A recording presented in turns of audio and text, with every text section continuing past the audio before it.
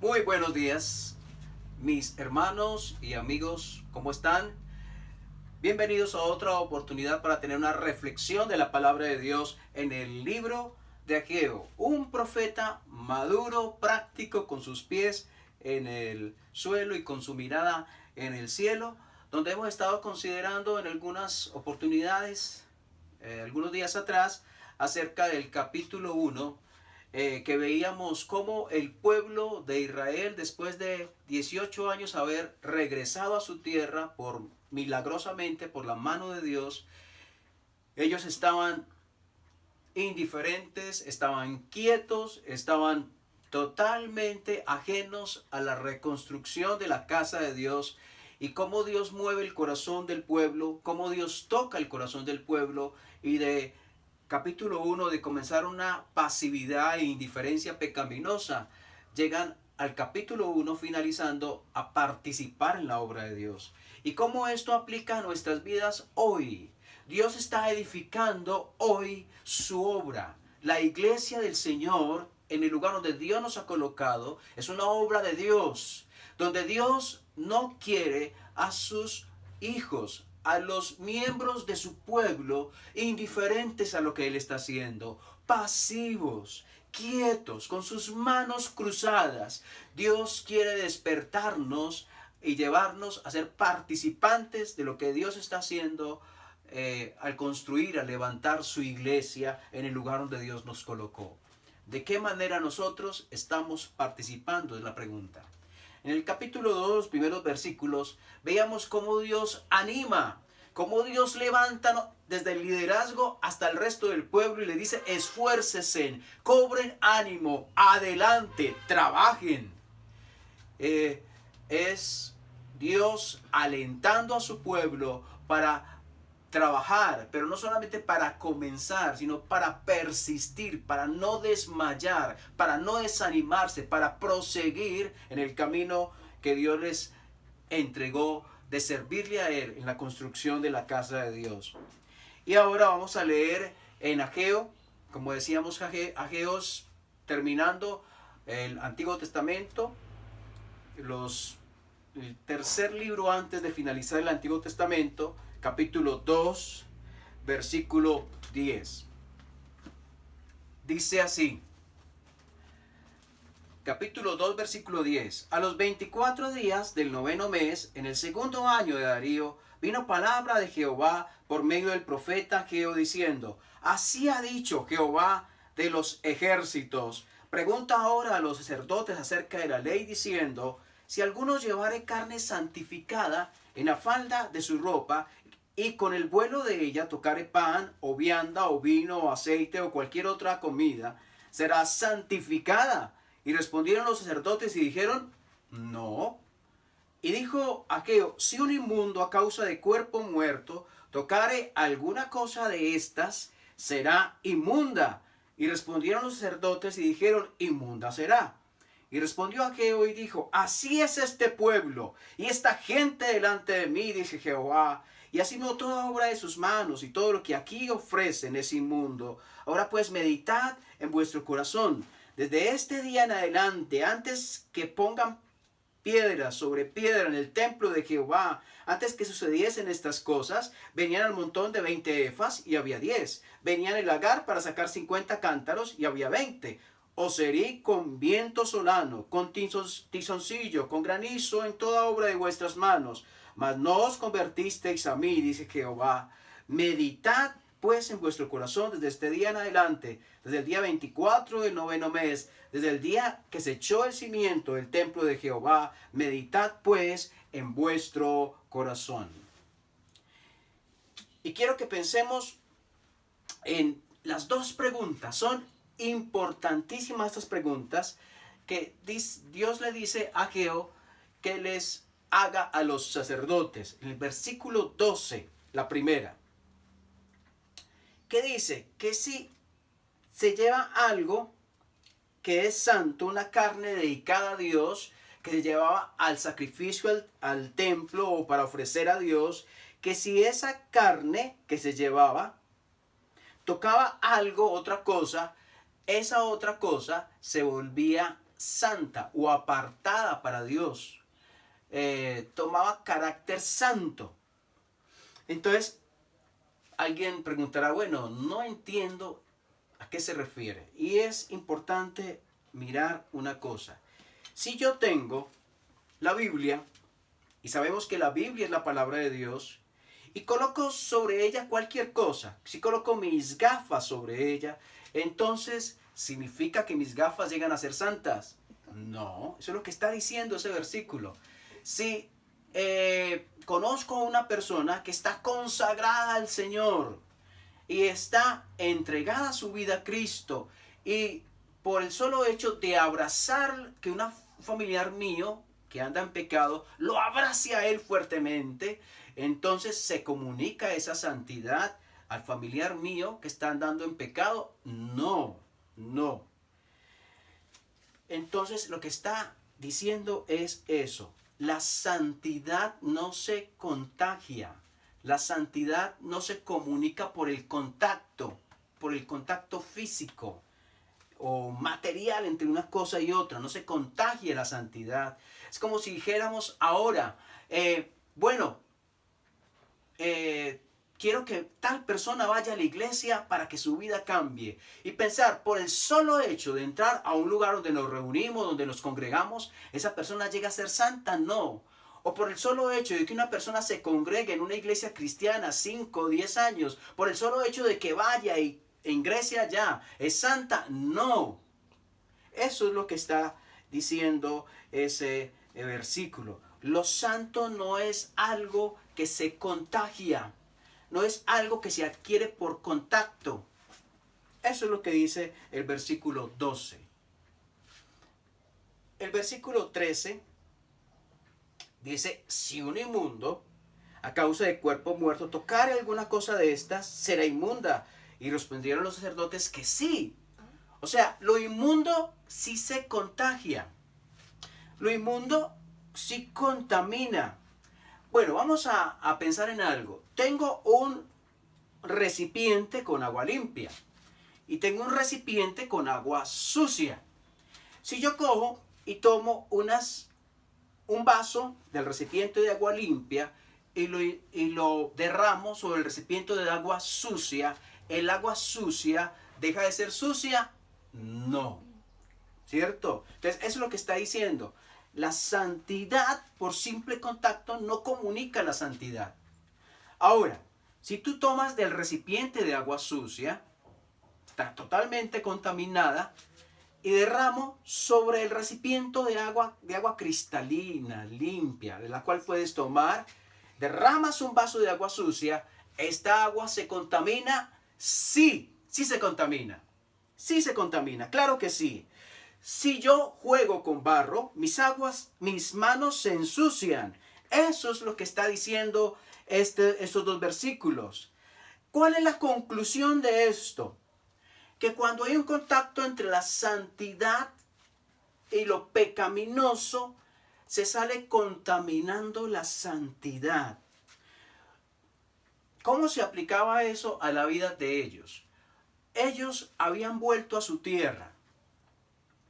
Ellos tenían un culto, estaban celebrando tal vez sacrificios, rendían de alguna manera culto al Señor, pero sus vidas, sus actitudes eran pecaminosas.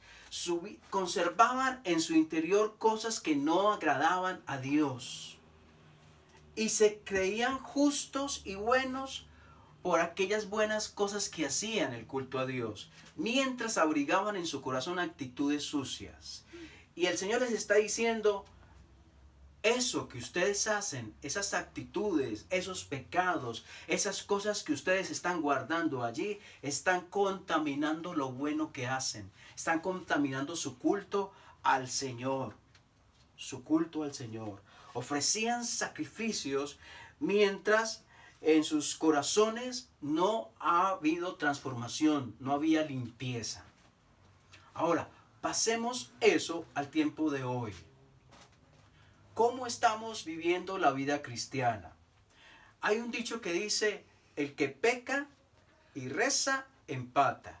Y es una persona que vio a un religioso. Un religioso es una persona que puede ir a la iglesia católica o que puede ir a la iglesia evangélica, que puede leer la Biblia, que puede cantar y gustarle la música cristiana, que incluso puede de pronto estar en muchas actividades cristianas y servicios y cosas, pero que en su corazón guarda cuartos oscuros de suciedad, cuartos oscuros de pecado, de orgullo, de resentimientos, de amarguras, que no ha expuesto al Señor, que no ha pedido a Dios que trate, que no ha pedido a Dios que sane, que no ha pedido a Dios que perdone.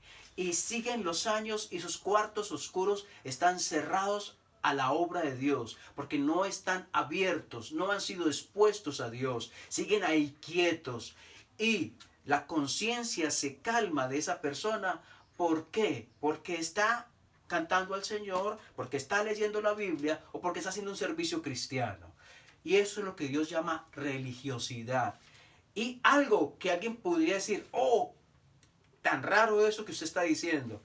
Dios está en contra de la religiosidad. La religiosidad no tiene que ver con lo que Dios quiere hacer. La religiosidad es como tomar una casa y pintar hermosamente la fachada, mientras por dentro hay huesos muertos, huesos podridos, hay suciedad, hay moscas, hay podredumbre. Eso es la religiosidad. Y la pregunta es si tú estás viviendo la vida con Dios de esa manera. Si estás inyectando a tu vida cristiana anestesia espiritual. La anestesia espiritual puede ser el servicio. La anestesia espiritual puede ser una ofrenda que das en la iglesia. La anestesia espiritual puede ser la alabanza que escuchas o que cantas. Todo eso lo haces para calmar tu conciencia de cosas que tú sabes que no deberían estar. Que Dios dice en su palabra, no lo hagan. Y yo lo estoy haciendo. Eso es lo que Dios está diciendo acá. Cuidado con la religiosidad.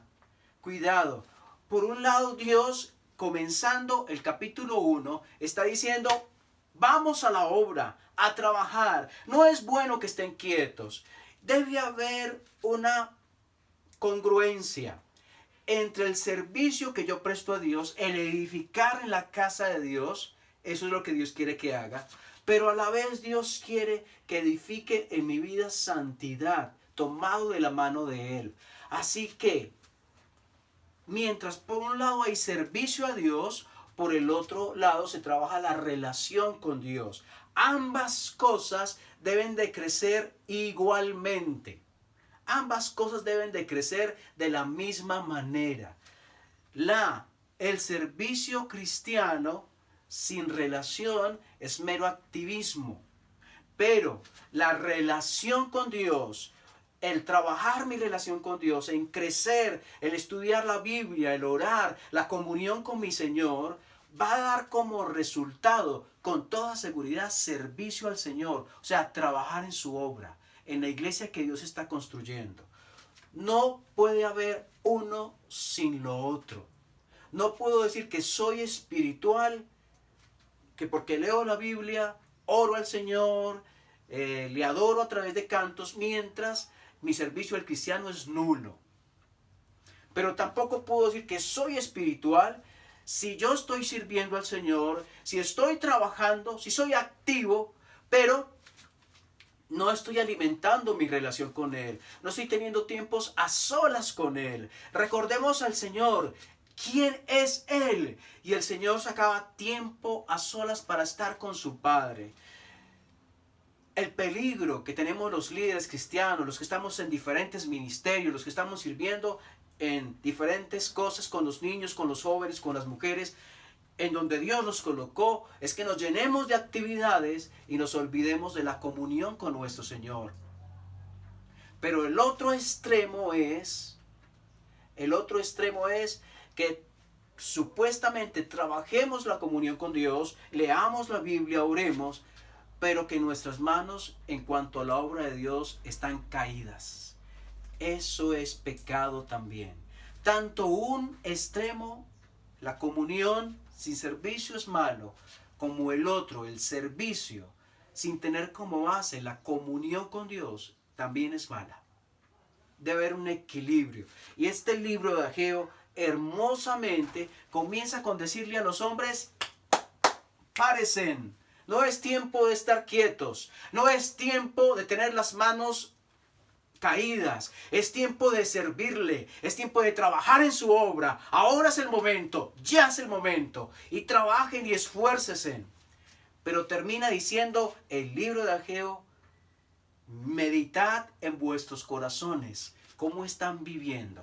Y es importante en el capítulo 2 que menciona en varias oportunidades meditad. Y es el mensaje de Dios hoy. Mis hermanos, estamos pasando por un tiempo en el cual estamos en casa por cuarentena. Deberíamos aprovechar para meditar cómo hemos vivido la vida cristiana hasta hoy.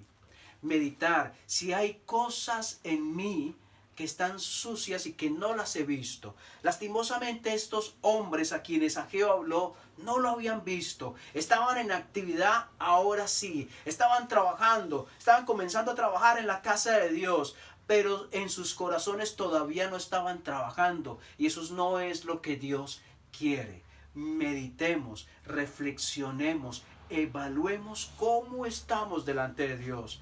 Un versículo en los Salmos dice: examíname, oh Dios, y conoce mi corazón. Pruébame y conoce mis pensamientos y ve si hay en mí camino de perversidad y guíame, Señor, en el camino eterno. Es así que el libro de Ageo termina en los últimos versículos hablando del Señor que vendrá. Allí, versículo 22 dice: trastornaré el trono de los reinos, destruiré la fuerza de los reinos de las naciones, trastornaré los carros y los que en ellos suben, y vendrán abajo los caballos y sus jinetes, cada cual por la espada de su hermano. Al final del tiempo, dentro de un tiempo, habrá una tribulación y una gran tribulación. La Biblia habla de 7 años de tribulación sobre la tierra. Y al final de esos 7 años de tribulación y gran tribulación, que ya están cercanos, vendrá el Señor a reinar. Vendrá el Señor a establecer su reino. Y es nuestra esperanza que trabajamos para uno con quien un día nos encontraremos, que servimos a alguien a quien un día tendremos cara a cara, y que trabajamos en nuestras vidas cristianas, en nuestro temperamento, en nuestro carácter, con la ayuda de Dios, y un día nos encontraremos con Él. Qué bueno será escuchar que Él dice: bien, buen siervo y fiel, entra en el gozo de tu Señor.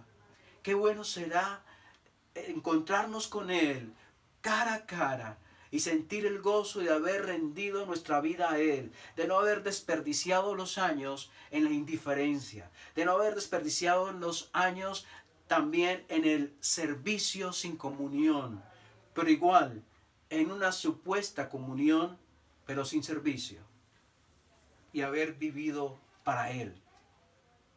Así, mis hermanos, hemos terminado esta reflexión del libro de Ageo, y quiero invitarles a mirar algo en Corintios que tiene que ver con lo que estamos hablando. Primera de Corintios, capítulo 5.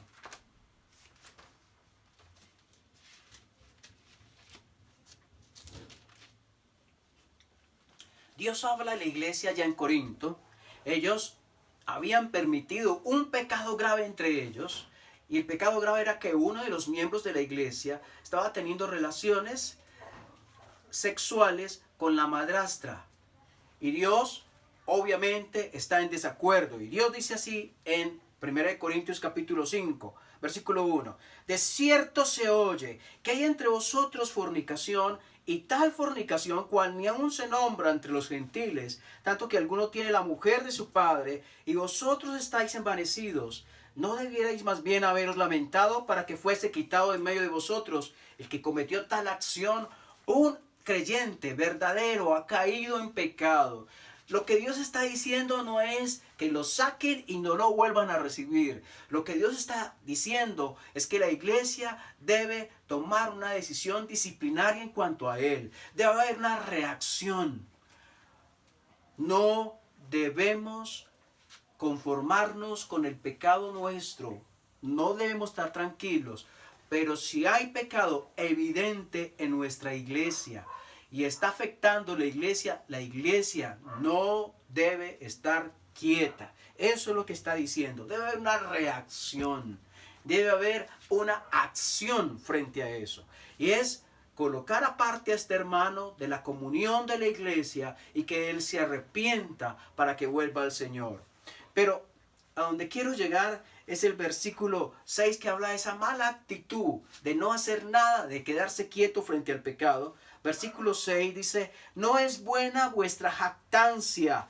¿No sabéis que un poco de levadura leuda toda la masa? ¿Qué está diciendo? Que al permitir que uno de los miembros de la iglesia esté pecando y dejemos la cosa como a nivel personal, él verá qué hace. Cuando está afectando el testimonio de la iglesia, cuando está afectando a la conciencia de otros hermanos, cuando hay hermanos que se están dando cuenta y puede estar alentándolos a pecar. Ah, si este lo hace, ¿por qué yo no? Si él hace esto que es tan grave, yo por qué no peco entonces en otras cosas. Entonces eso es lo que está diciendo. Contamina. Recordamos lo que leíamos en Ageo. Lo sucio contamina lo puro, lo santo. Eso es. Estas actitudes sucias, pecaminosas y persistentes contaminan la conciencia de otros cristianos. Incluso los invitan a pecar. Y es lo que no debemos permitir en nuestras iglesias. Debemos reaccionar frente al pecado. Y es el mismo sentido de que habla el profeta Ageo. Lo santo, cuando hay contacto entre lo santo y lo sucio, lo contaminado, lo santo se contamina, se ensucia, se daña. Y termina afectándose toda la iglesia del Señor, toda la obra del Señor, por no tratar debidamente con el pecado de un hermano. Y en segunda a los Corintios, capítulo 6,